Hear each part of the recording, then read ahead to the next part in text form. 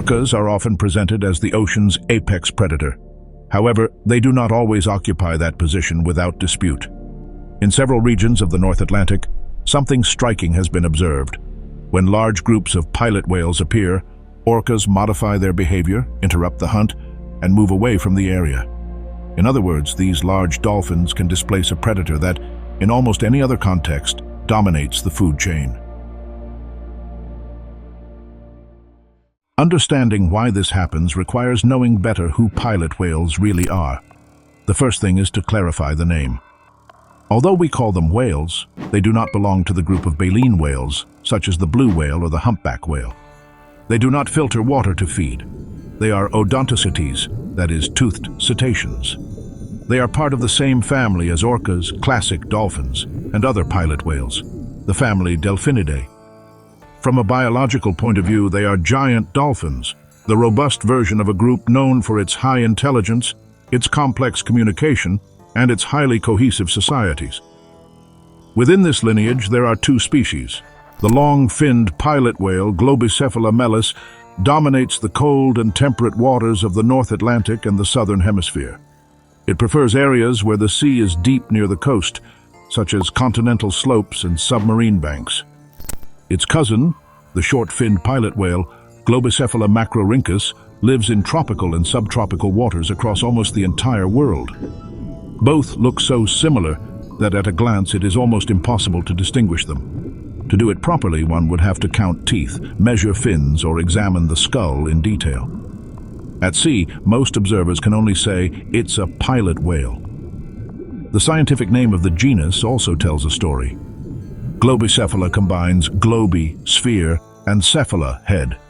It is a direct description of the most striking feature, a huge rounded melon that protrudes like a dome at the front of the skull. That melon is specialized fatty tissue crossed by channels and cavities. It is not a simple lump. It is part of a highly refined acoustic system that allows them to emit and focus pulses of sound, as if they carried a biological sonar built into their forehead. The common name pilot comes from another idea.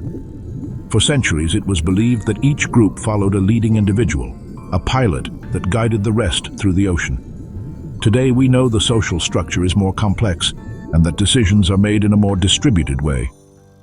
But the image of a guide at the front of the group remained embedded in seafaring culture.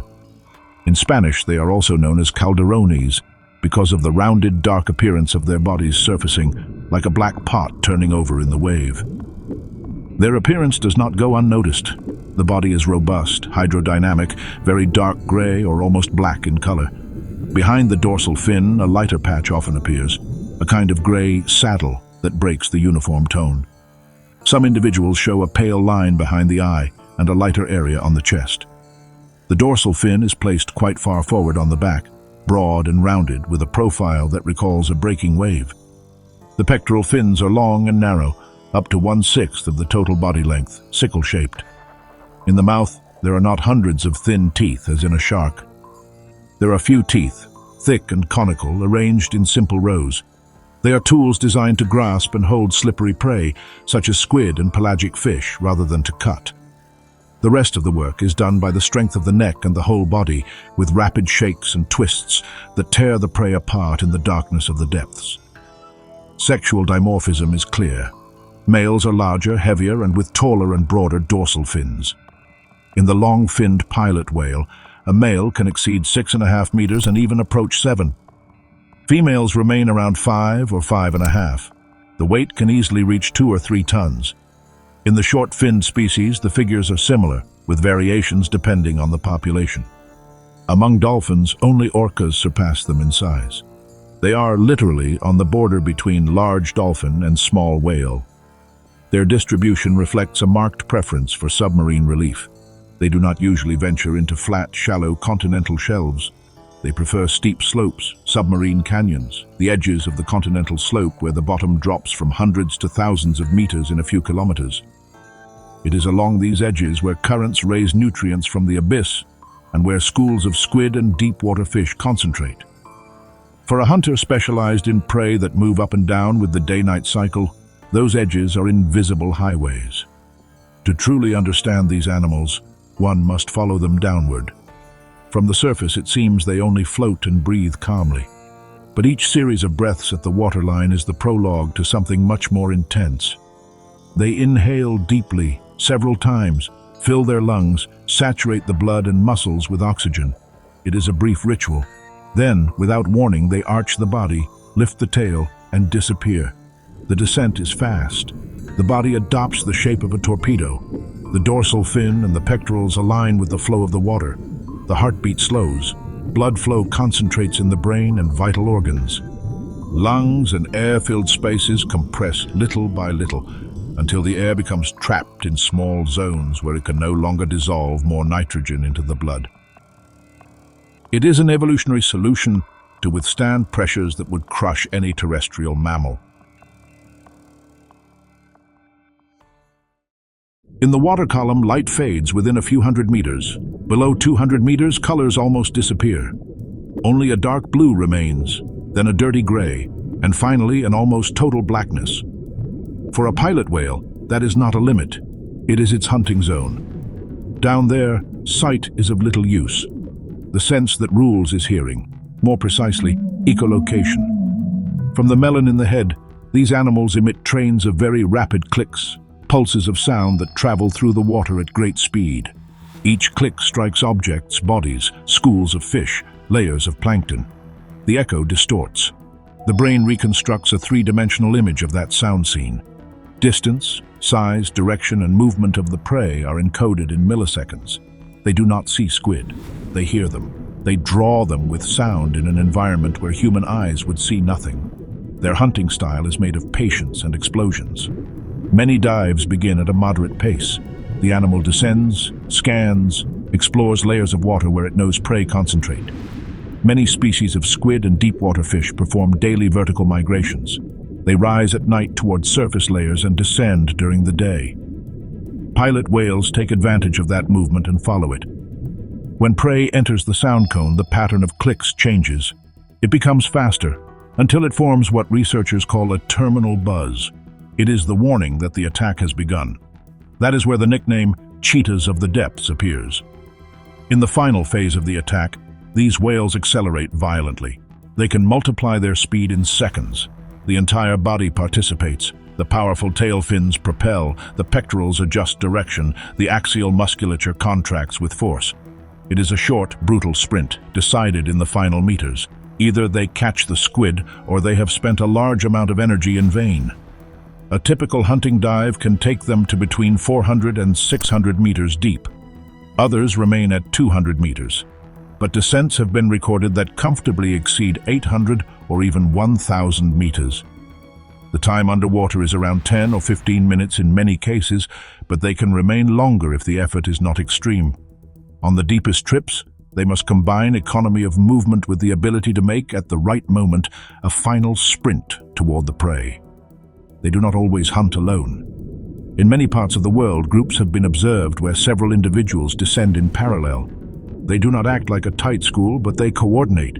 They can divide the hunting space, cover different depths or areas of the slope, and return to the surface at similar times. Sometimes they seem to take turns, as if the group managed energy expenditure. While some dive, others rest and watch the surface. The diet reflects this specialization. Squid are the main dish, from small species to large, deep-water cephalopods. The robust jaw and the spaced teeth allow them to hold these soft and slippery bodies. But they do not live only on tentacles.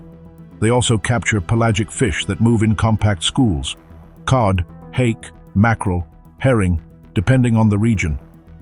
In some places, the occasional consumption of other marine mammals has been documented, although that seems to be more the exception than the rule. This entire system has a high cost. The musculature that allows those deep sprints consumes a lot of energy. The relatively large brain does as well.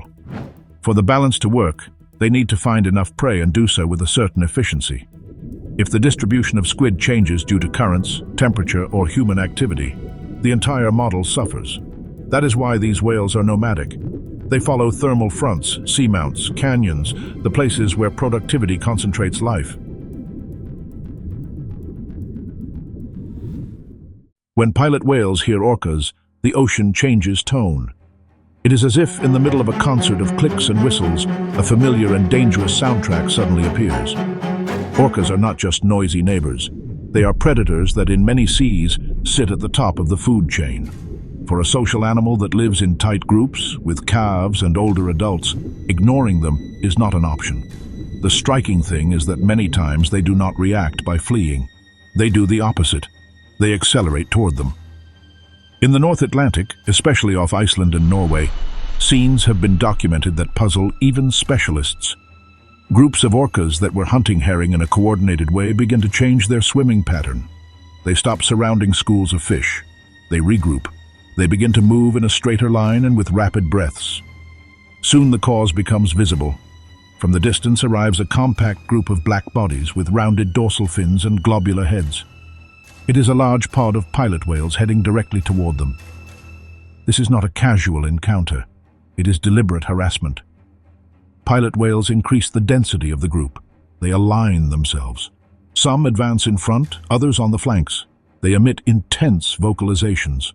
From the surface, the scene appears chaotic. Dorsal fins appearing and disappearing, splashes, changes of direction. Seen more closely, there is a clear pattern. They approach, press, reduce the orca's room to maneuver. The situation becomes uncomfortable for the predator. Many times, the response of the orcas is simple. They leave. This behavior resembles what in ecology is called mobbing.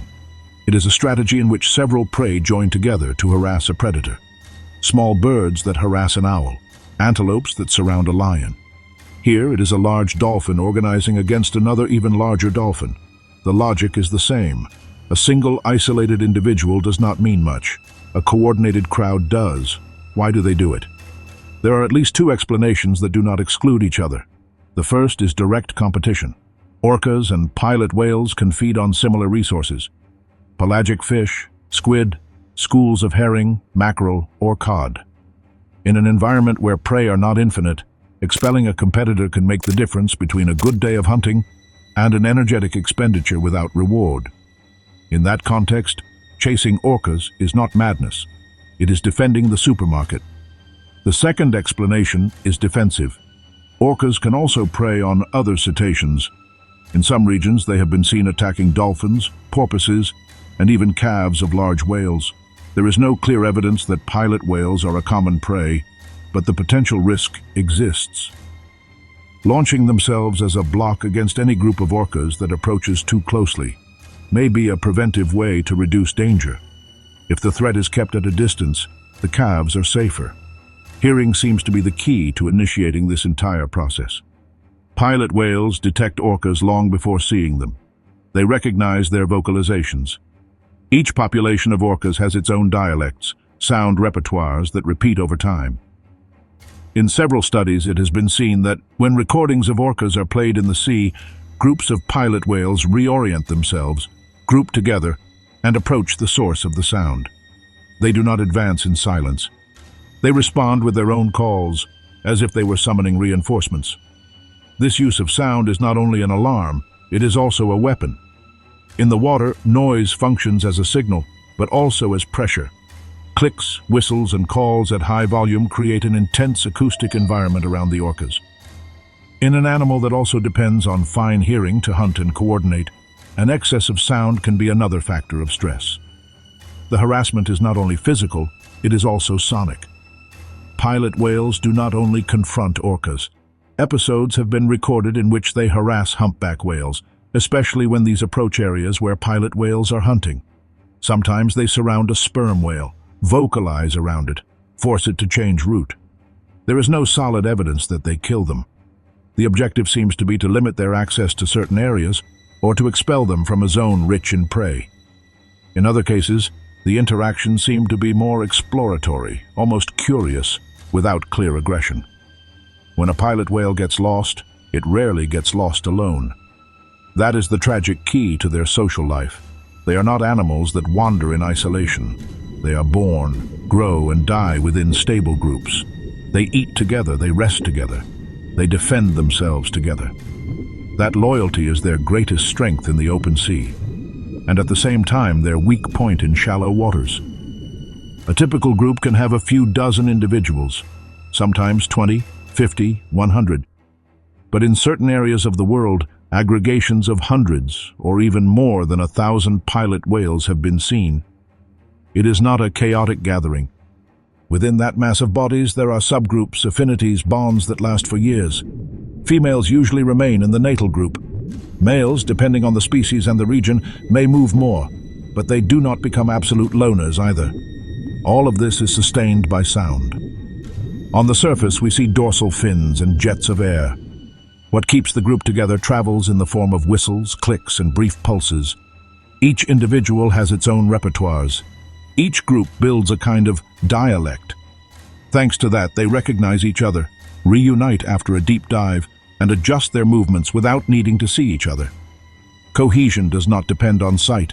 It depends on a continuous conversation in high frequency. That cohesion explains the mass strandings. On many beaches of the world, the same scene repeats. Dawn, a line of dark bodies on the sand. Some still breathe, others no longer. There is not a single cause that explains all strandings. In some cases, one or several sick animals approach the coast too closely. Their echolocation works poorly on flat and muddy bottoms.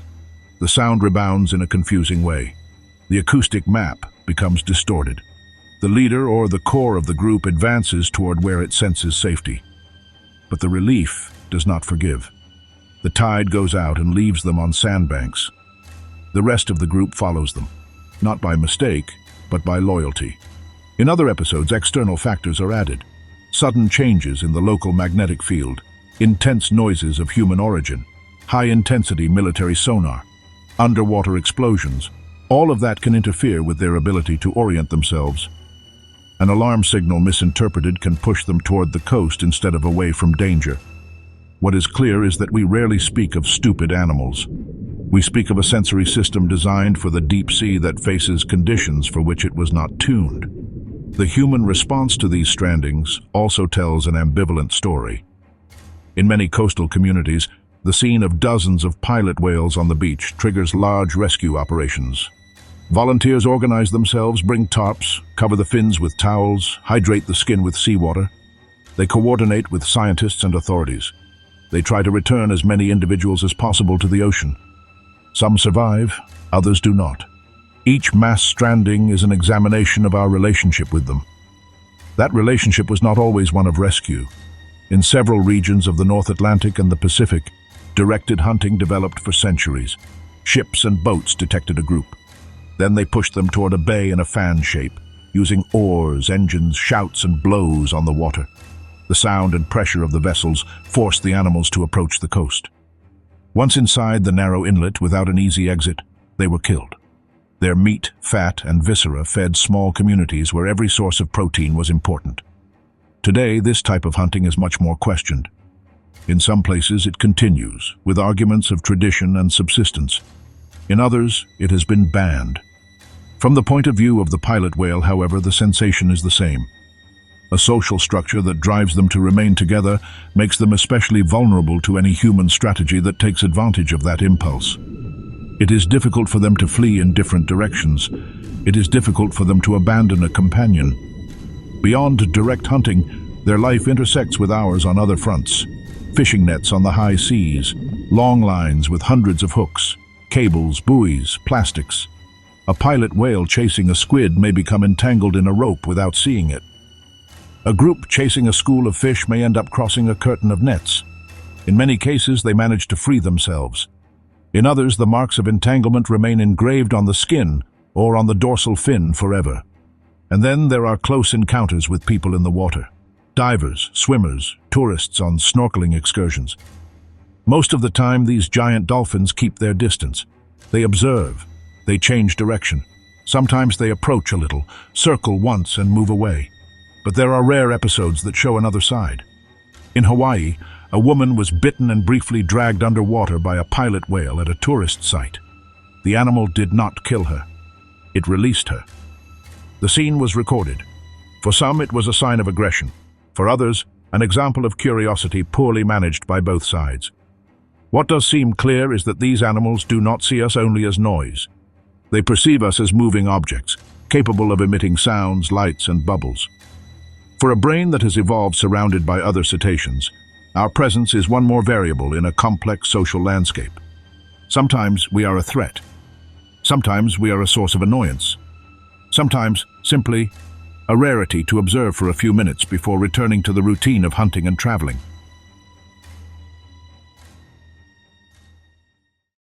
The conservation status of pilot whales seems, at first glance, reassuring. In many official listings, they appear classified as least concern. That means that, in theory, they are not on the verge of collapse. They are not a marine panda. They are not as closely monitored as blue whales. But that label is misleading if taken literally. Behind that category, there is something uncomfortable. In reality, we know much less than we should about how many there are, where exactly they are, and how their populations are changing. Counting pilot whales is not simple. They do not live close to the coast, and they do not remain visible at the surface for long periods. They move in the open sea, in deep zones, following squid and fish. Much of the data we use comes from observation campaigns by boat, low-altitude flights, and in recent years, acoustic analyses. Even so, the estimates have wide margins. In some regions, such as parts of the North Atlantic, there appear to be relatively stable populations. In others, the information is scarce or directly non-existent. In addition, their social life complicates things. A single mass stranding can eliminate, in one night, a relevant portion of a local population. If that group carried knowledge of routes or hunting, the loss is not only numerical, it is also cultural. The capacity for adaptation may be affected. For a species that depends on the social transmission of information, each group is something more than a pile of bodies. It is a living library. The threats they face are silent but cumulative. One of the most persistent is chemical pollution. As predators that occupy high levels in the food chain, they accumulate in their fat compounds that do not easily degrade. Heavy metals, PCB, old pesticides that are still circulating. Those substances concentrate as you move up the trophic level. A squid has little. A fish that eats many squid has more. A whale that feeds for decades on contaminated fish and squid has much more. In females, a part is transferred to the calves through milk. In males, those loads can affect the immune system and reproduction. Another constant pressure is the interaction with fishing. Some groups learn to take advantage of long lines and nets, stealing fish hooked or concentrated by the fishing gear.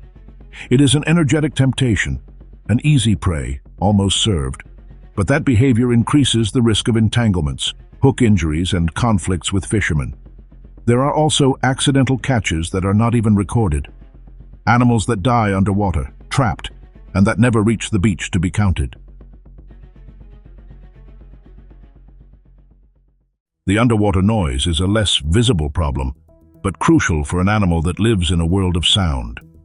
Engines, propellers, sonars, seismic surveys, construction of marine infrastructures, all that produces an acoustic landscape that is increasingly dirty. For a hunter that depends on fine echolocation, any increase in background noise reduces the effective range of its clicks. For a social animal that coordinates through whistles, constant noise can function like a fog that blurs messages. In extreme cases, high-intensity pulses can cause severe disorientation, physical damage, or contribute to strandings. On top of all this, the climate is changing. The oceans are warming. The layers of water stratify in a different way. The currents shift. The squid and fish that pilot whales pursue are not indifferent to these changes. They modify their distribution, their average depth, their routes, and the pilot whales are forced to follow them. They begin to appear in areas where they were previously rare. They disappear from areas where they were common. That shift is not always smooth. It can break local balances, increase conflicts with fisheries, and expose them to new threats. Faced with this picture, it is tempting to think of quick solutions.